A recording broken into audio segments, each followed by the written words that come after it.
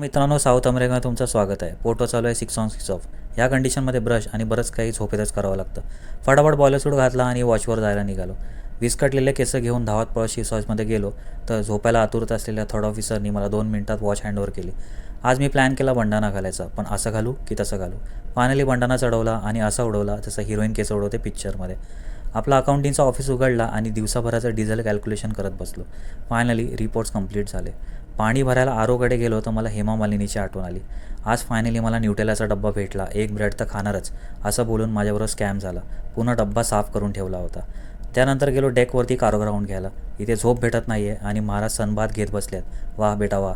Cargo operation नियमितपणे आरामात चालू होतं. आज रात्री अनलोडिंग कंप्लीट होऊन जाईल. त्यानंतर मी गेलो ब्रिजवरती शिपचा रूट बनवायला.